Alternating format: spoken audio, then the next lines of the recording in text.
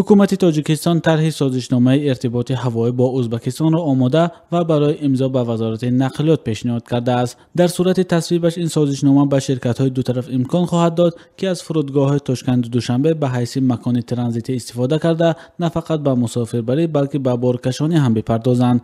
مسئله سازشنامه بین حکومت درباره پروازها ماه اپریل امسال در پایتخت ازبکستان بررسی شده بود. در یک قرار حکومت در آغاز ماه ایون به وزارت نقلیات تاجیکستان اجازه شده است که این سازشنامه را با جانب ازبکستان موافقه امضا و در صورت ضرورت به بعضی بندهای آن تغییرات درآورد. وزارت امور خارجه تاجیکستان موظف شده است که زمان امضای سازشنامه را تعیین کند. مقامات وزارت نقلیات تاجیکستان گفتند که سازشنامه نهایی شده ولی تا حال به امضا نرسیده است. آنها گفتند که برای سرجمی مقامات دو کشور برای امضای این سند فرصت مناسب را انتظارند. انور نوروف معاون سردار ریاست اویاسیون گرجدنی وزارت نقلیات تاجیکستان روز 1 ایول سازشنامه را برای رشد اقتصادی دو کشور بخصوص رشد بخش جهانگردی یا سیاحی مهم خواند. او گفت همچنین برای شهروندان ما که به دولت‌های آسیا و یکی از نقطه ترانزیتی امروز در نظر است و رفت آمد خود سیاحان و خود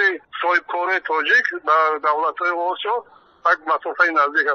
این مسئول وزارت نقلیات تاجیکستان گفت بر اساس سازشنامه دوشنبه پیشنهاد دارد که برای هواپیماهای شرکت ازبکستان هوایولری خدمات خوب رسانده برایشان امتیاز پیش بینی میکند، اما در جواب از طرف ازبکستان خواهش می شود که به شرکت های هواپیمای تاجیکستان کمک کنند. متن پوره سازشنامه به ما دسترس نیست. تاکنون جانب ازبکستان نیز درباره این سازشنامه خبر نداده است و معلوم نیست که تاشکند در دایره این سند از دوشنبه چی توقع دارد. در حال حاضر در یک هفته یک بار هواپیماهای ازبکستان هوایولری از تاشکند و دوشنبه و برعکس پرواز انجام می‌دهند. این تصمیم در اول امسال و بعد 25 سال تنفس ارتباط هوایی میان تاشکند و دوشنبه گرفته شد. ماه گذشته یک شرکت تاجیکستانی هم اعلان کرد که در حال گفتگو برای راه اندازی حرکت مسافربرها در مسیر دوشنبه تاشکند و سمرقند و بخارا است.